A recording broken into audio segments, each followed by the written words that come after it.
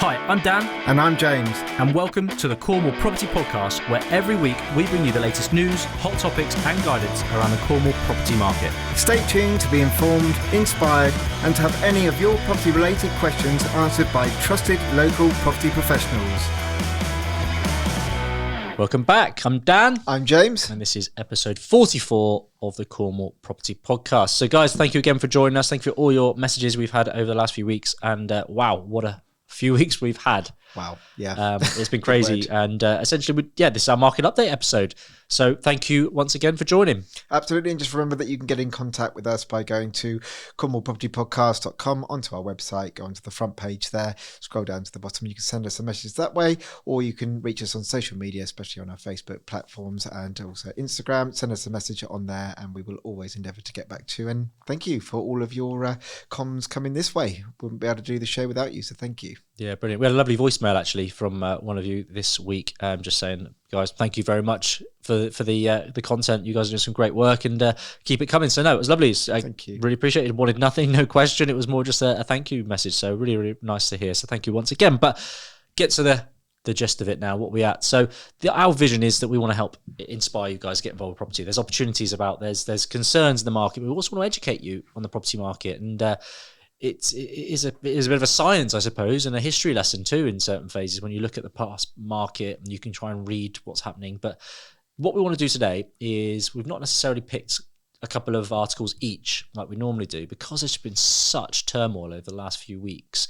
We wanted to just kind of give you like a bit of an overview, a recap and an overview of what has happened and where we see it's actually going, because there's so much negativity that has been in the press over the last few weeks, and so many people have got in touch with us just saying, "Oh my God, what's going on? What are you doing? Oh, the market's going to crack." Like, just hold your horses. Absolutely. I think it would have been really difficult to kind of pick two articles because what was yesterday's news is not today's news, because it has just been changing so quickly and rapidly over the last few days. So I think more of a discussion, bouncing off one another and chatting about things, it will be a lot better because you can't just pinpoint what's going on at the moment. It's changing massively. Exactly that. And one thing I'd want to really reiterate is don't focus your life around the media, please. All the negativity we hear and see in the media, it's there to sell papers. It's there to get clicks. It's clickbait. Honestly, it's not all doom and gloom. So we really want to reiterate that and hopefully give you guys a little bit more confidence and share. By the end of this, we want to share what we're doing and what gives us that confidence to just keep going, because we're not stopping, we're keeping going. But I think it's because we know the market and we've got the experience. We've been doing lots of research. We do a lot of homework on the markets, following what's going on, following a lot of economists as well. But yeah, let's get to it. So what is all this turmoil started around over the last couple of weeks? And simply, it's they hated the little mini budget that was announced. That's simply what has kicked all this off, isn't it? It's not a great start to the new leader of the government, is it? No, Paul Truss. no. But things needed to be changed. But was this the right kind of thing to be kind of doing? I don't know, and many others don't have that confidence either. No. So the main reason being that the government announced they were doing a lot of tax cuts. Okay, so there's a lot more tax cutting planned. Now, what does it mean? It means there's going to be a lot more borrowing. So that is then what gave everyone more borrowing, the old eek moment. So, for example, we already knew there's an energy cap. That's happening, isn't it? So we know there's an energy cap. So what's going to happen now? The government are going to have to borrow money in order to pay the energy suppliers, so the energy suppliers don't then charge us. So there's we get a little reduction, so it doesn't hit us as bad. Now, they haven't got that money in the bank sort of thing. They are going to have to borrow that money, and £400 as well per household is a substantial amount of money. It's not like £25 towards your bills. Yeah, and they've capped it as well, haven't they? They're trying to cap it at certain areas, averaging of like £2,500 per annum as well. So there were these tax cuts. We knew all that, but on top of that, this also means that there'll be a less revenue coming in for the government.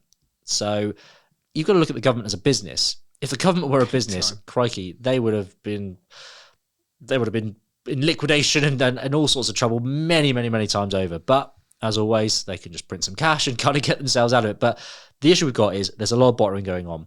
There's not a lot of money coming into the government, obviously, with these tax cuts. So where we're going to be making up the difference. And this is what essentially gave the spook to the whole of the world, essentially, the whole of the market. People sold the pound. They felt less confident in the prospects of the UK economy. This then obviously was reduced when you compare it to that of the dollar. And as a result, the pound plummeted, which scared absolutely everyone. As we've all no doubt seen on every newspaper, every news report and article, it's been thrown in our face at how much despair everyone is in due to this pound drop and how much of an issue it really, really is. But the debt market in general, so the lending market, that lost a lot of confidence. And where did they lose their confidence? It was generally around the Bank of England when they turned around and said, we are looking to counter this. Any issues with the market, we will step in and increase interest rates again. This made all the lenders thinking, whoa, oh, hang on a minute. That is then why all of these kind of products are being pulled. But I know you're going to go into that in a little bit more detail, James. But essentially, the debt market lost a lot of confidence. They weren't as confident owning government debt. Essentially, as there would be more supply of it, it meant that the yields would be changing as well. The yields would be going up, so it's going to cost more to now pay back. So not only are the government borrowing more money, but it's going to cost them more than they expected now to pay it back as well. Big time. And with the amount of money that had already borrowed to try and put the pandemic right. I mean, it's just been one thing after another. And I think, it's just been snowballing really. So it's a very difficult market really to be operating in, I think. Definitely. And this is what essentially spooked the market is it's just how much this was just thrown out over an evening sort of thing. It was a case of, right, we're doing all these tax cuts. This is what we're going to do to support. And people think, well, how are you going to afford to do this? So this is what everyone lost the confidence in the markets. The pound dropped and everyone was kind of like, whoa. Bank of England stepped in, obviously said, well, we'll have to step in and increase interest rates if we have to. We will not hesitate if we need to do this to save the economy. And then that just spooked everyone even further. But one thing, I want to reiterate how important it is just not to constantly just run your life around the media, because as we know, and we've mentioned, there was a lot of negativity and concern or worry about this whole pound drop. But what you haven't heard, and if you look actually what the pound is doing now, it's actually pretty much at the same sort of levels it was back where it was. Yeah, before all these media came up. But does anyone know about that? No, because that's not going to sell newspapers, is it? So they don't highlight the positives, the good stuff. It's always the negatives, and that is why I personally don't watch or listen to the news. I generally find out my news on a headline flash that comes up on my phone or talking to people out and about, because I just know if I'm watching the news or reading it, I'm just going to feel so down and negative all the time. So I try and switch off from it as much as I possibly can. But again, don't just run your life on this, because if you did, you're going to constantly think we're in doom and gloom, and it's not all negative. So, James, talk to me, mortgage-wise. Yeah, just firstly on that point with the media, I mean, you said enough about it, being spooked and, watching this stuff and the negativity. Like, the media, they don't always portray the facts, and especially as I'm going to come on to now with stuff with the mortgage side of things, like, if you really want to know and have confidence on what's going on, then speak to your broker. Go and speak to the banks directly. Don't just, turn on your TV in the morning and kind of think, what's happening, when actually what you're seeing on the screen isn't what's happening behind the scenes. And yeah, you said about that evening, the spooky evening. I was looking at an article on mortgage strategy, and there was a Money Facts article which they revealed on the 27th of September, a record, is what you were talking about with the products being pulled, but 935 home loans were withdrawn from the market. And this is more than double the previous highest fall of 462 products, which were pulled on the 1st of April 2020. That's when the lockdowns and the pandemic, and guess what? That's when everybody else panicked as well. And that's even higher now as well. I've seen an article that says it's nearly 1,500 now to date, and we're early October now, so that was end of September. This crazy numbers have been withdrawn, isn't it? Yeah, it is, and that really put everybody into even a bigger state of panic. Oh my god, what's happening to the markets? And I think there's a number of things to look at here. Firstly, if you were, for example, a first-time buyer, you might have just found your dream home, you're all ready to go, you've got your earnings, you've got your new job, all the figures are stacking up, you're going to go for that first house, and then literally overnight you'd wake up the next morning, estate agents would be asking you, how are things progressing? And then suddenly you've had an email saying, I'm ever so sorry, your mortgage product, where you're supposed to be exchanging on the Friday of that week, has been pulled, and your dreams are kind of like shattered with it. But everybody was looking at all the news in the papers, all on the television. But I was actually speaking with our broker. Dan and I, we're in property investors down here in Cornwall. We've got lots of deals. We've got stuff that's happening at the moment, refinances. We're always watching the markets. And our broker, who's brilliant, were saying that, I'll give you the honest opinion, like, we're not worried at all. Like, everybody else is worrying, but we're actually, we are seeing lenders that say, just don't worry about it. We're just, rejigging our products. It's not to say that, they are going to go up for a long period of time. Like, just, it's one of these things we just got to wait and see. But everybody else was just going, like, don't buy at the moment, don't go. So it's just all of this hype, really. And I really felt for our broker, because she said as many brokers at the moment, they're finding it really hard to keep up with the changes. So part of a broker, obviously they get paid their commission from the lender, so they've spent, let's call it, maybe a week trying to find the best deal from Mr. and Mrs. Jones. Finally they get the agreed in principle, they've given it to the estate agent, offer accepted, all that type of stuff, and then the lender said to them, I'm really sorry, you can't have that anymore. For them to start that again is a huge process, and they've probably got 50 applicants that they're kind of getting, and not knowing if it's going to be pulled again either, isn't it, I suppose? No, they don't, and probably making themselves look a bit silly, because here's your new product on the new rate, and then that one gets pulled as well. But as many of people I've spoken to in the industry who are brokers, they're all sort of saying it's one of these things we just have to wait and see, hold on tight and see what happens. And there are going to be changes like over the next couple of weeks, which, to be honest, isn't a long period of time to wait. If you're going to have to wait months and months, but I think you just need to see, because nobody really knows what's going to happen, but it is going to get better. Because the other thing, and I'll end on this, that people don't kind of always think about, the brokers, they work for the lenders. The lenders are a business. What do? They lend money. If they stop lending money, then guess what? They haven't got a business either. So they're just trying to, calibrate what the rates are going to be. And, people are talking about hikes of, interest rates in November. But the interest rate rises aren't anything new. We've been talking about it, since January of this year. The rates are going up, but just for some people the rates were just a little bit and more I think it's bang on the buck, and I think the key here is, just want to get across to you listeners as well, is why have they pulled so many products? And it's simply down to what the Bank of England came out and said, because of this budget, this mini budget that came out, where everyone started to get in a flurry and really concerned about the amount of borrowing, and then everyone was kind of like tensing their backsides thinking, and the Bank of England came out and said, well, look, we will not hesitate to step in and increase interest rates to help kind of counter this issue. And that is what the lenders are thinking, oh, geez, right, pull everything, because as soon as the interest rates go, they're obviously out of the products that they're putting on the shelf as such for like mortgages, they're becoming out of date, and they need to be. That is the issue. They're thinking, crikey, with the Bank of England going and increase the interest rates tomorrow, because they didn't give a date. They said we will happily step in at any time if we need to step in. And people are thinking, whoa, getting spooked. So they've obviously got to take off their products because they don't know where the market is. So these products have been pulled because now they're outdated, and they're not going to be put back on the market until they've got confidence in that the Bank of England aren't going to go and randomly go and increase the interest rates. But the Bank of England have now come out and said we do not now plan, because things are stable a little bit more, we do not now plan to increase the interest rates until the next scheduled rise, and the next scheduled rise is the 3rd of November. So right. This is then, and they're going to calm everybody down, think, right, okay, we know we're right, we're not going to get like trumped all of a sudden with a random hike catching everyone out of the blue. So that is essentially just understanding why. And again, that's got nothing to do with a market crash. That's simply because everyone doesn't know where we're at with regards to lending. So as you said, James, bang on the butt again, that they're a business. They need to lend. They just need to know what they're lending at, because they've also got to borrow the money that they're lending us. So James is the bank and my mortgage company. Well, James doesn't just print the money. He has to lend it from whoever he gets it from, the Bank of England, for example. He's going to pay the Bank of England an interest rate. He's going to sell it to lend it to me at a higher interest rate, and that's the profit for them. So if James is going to be paying X%, well, he's not going to go and charge me less than that, are you? So it's difficult. And historically, we've only, maybe seen 1 or 2 rises in the year. I mean, we're sort of coming on to the 6th rise scheduled in this year. I mean, we always knew in this very strange pandemic that we've gone through, and we've never gone through it before, we were going to have to pay this money back, and interest rates were going up. But with all of this stuff going on as well, and energy prices, everything's just a bit unknown. And it is just, if you're feeling kind of worried about this, please do get in contact with us.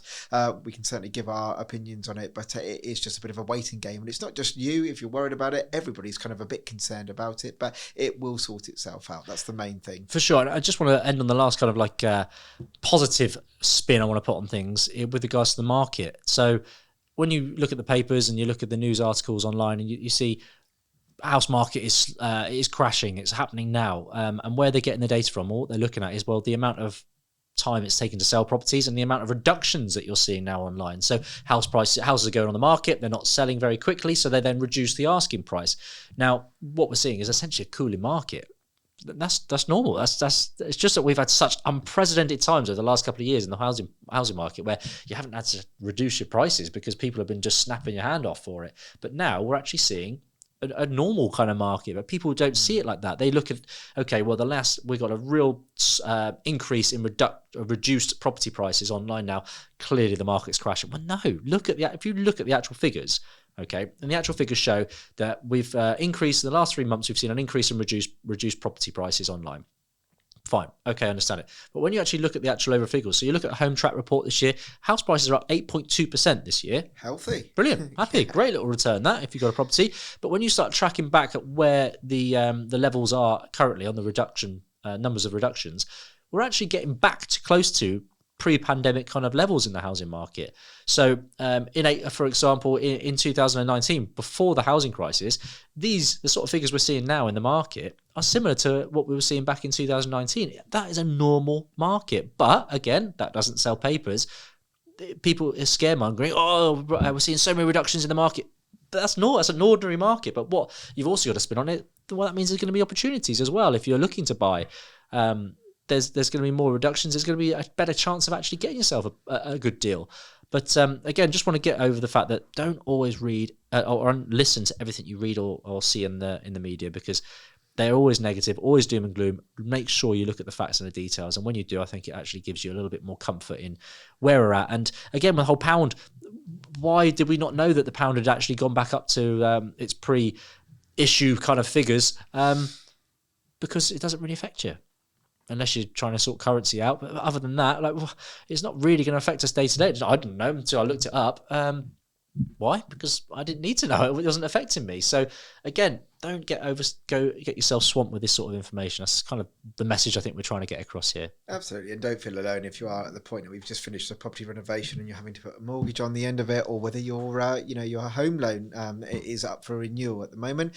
Obviously we can't look at crystal balls, but if there was any advice, per se, with the rates so high at the moment, I probably now wouldn't tie into maybe a 5-year fix, maybe go for something a bit smaller, like a 2-year fix, to see if the rates then sort themselves out over the next couple of years, which I think we will see some declines. It's almost a given, but maybe don't tie yourself in, which is different to what we've talked previously in the year, because it was very, very good in January. You could be getting stuff at sort of 3%, even less than that.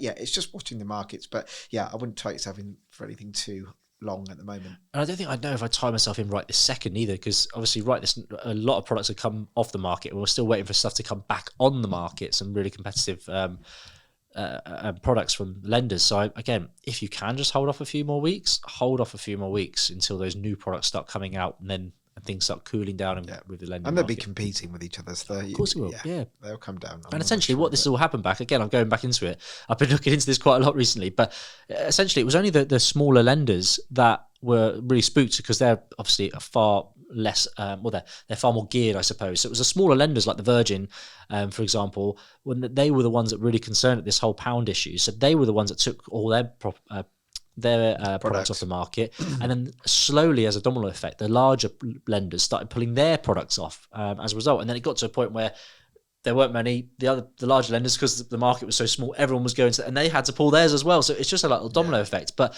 again, when you look into this in a lot more detail, it's less to be concerned about. But anyway, I hope that helps give you guys a little bit more comfort and an understanding on what's happening in the world. And don't be fearful. Just be careful, I think. Absolutely. But right, talk about confidence. This is the part of the show now when we can actually show you some of the properties that we found of the picks of the week. So we're encouraging purchases, so don't panic. So Dan, you've got a commercial property for us. Indeed I do.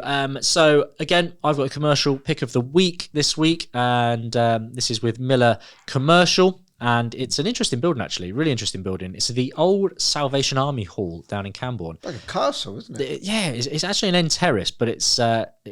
again, you've got to appreciate this. So again, if you're new to the podcast, if you're watching on YouTube, obviously you'll be able to see what the actual advert online on Rightmove.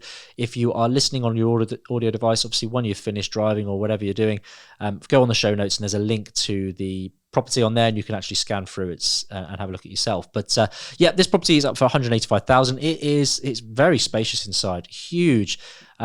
Again, I actually quite like the look of it. It's different. It's really interesting property. So obviously subject to consent and permissions and surveys and things. This I look at and think, there's some really high ceilings. Why couldn't you make this into a few flats, few apartments, and bring some houses to the market? So it's an unused, and it's not used anymore for the Salvation Army. It goes back quite a way, and there's a lot of scope here to add some value, do some refurbishments, and bring some more properties to the market. If you look at the floor plan, again, if you're viewing this with me now live on the video, you can see there's some good footprint here, and the rooms are pretty big. So I reckon, yeah, I'm looking at that thinking, not a bad price either. No, it's a very competitive price. I think it's James getting excited over there. Yeah. I reckon four apartments out of that probably. Yeah, definitely. Again, a very quick look, but again, subject to minimum standards and square meterage. Could be a little opportunity there. Absolutely. What have you got for us? On to the residential side, I have found quite a cute looking little 3-bedroom cottage in Helston. This is on the market with Millicent, who are also based in Helston as well. This is definitely a full refurbishment job for sure, but I think there's definitely a lot of scope for value to be added here, and the property has been on since the 19th of July, so it's not selling at the moment, and I think that's just because it is slightly too high on price, but definitely I think you would be able to get a bit of a deal here and get some money knocked off. But yeah, semi-detached, double-fronted house, refurbishment, as I say, that's top to bottom, but nothing kind of structural. It's more sort of cosmetic really, new kitchen, new bathroom, etc. It's chain-free, it's vacant, and has been now for quite a while, over a year. Surprise, surprise. It's one of those properties Dan and I will always eye up for bringing back to the Cornish market.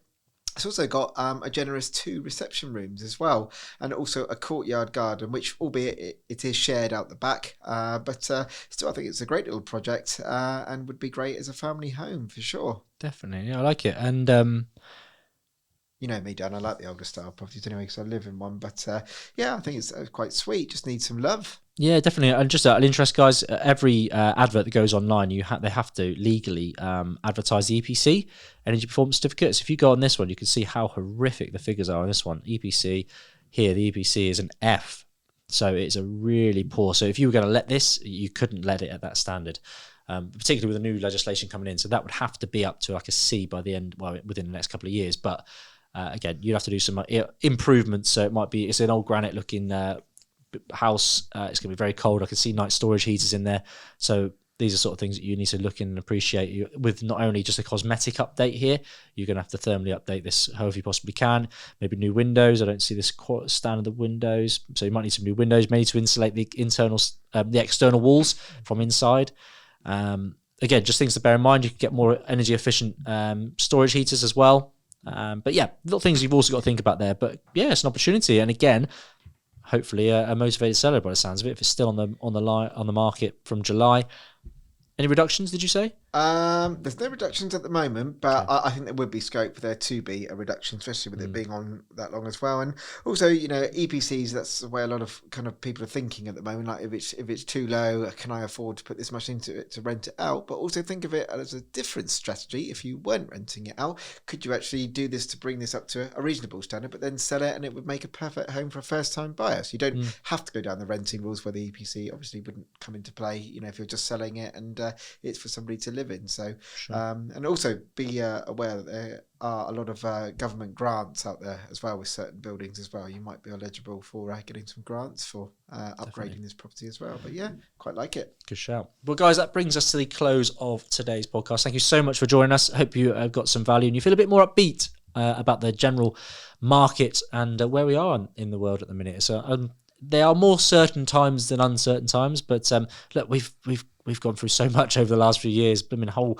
worldwide pandemic, and all this is we're competing with here is a bad reaction to a little market update. Yeah, it's only temporary. It's not permanent, and yeah, as for lots of things, the market will change, and we just, you know, we're all in the same storm. We ride it out together. Yeah, we're still buying, but again, you just got to be really contingent with your numbers, cover your backsides, and Yeah, you're not going to lose out in the long term. Absolutely. And, see the positive from this, if the market is a little bit sort of shaky at the moment and maybe you're on scope to get an opportunity, people say, I don't know what the market's doing, but for us, we'll still buy it, but we're going to offer you, for example, that cottage, instead of 170, maybe we'll offer you 155. Try your luck. You don't know. You might be able to get a bit of a deal. So, yeah. Definitely. Well, guys, thank you for joining us. We look forward to you join us again next week for the Ask Dan and James episode. And if you've got any questions, obviously do get in touch. Absolutely. And you can do that by going to cornwallpropertypodcast.com onto the front page there, scroll down and you can send us a message that way, or go onto our social media platforms such as Facebook, as many as you do, and just get in touch. And if you've got any worries or concerns, contact us as well. We're always here to help. We love property and we love buying it and renovating it. Definitely. And we're also on Insta, so feel free to give us a follow on there too. But guys, thank you ever so much for your time and joining us. And so bye from me. Bye from me. Take care, guys.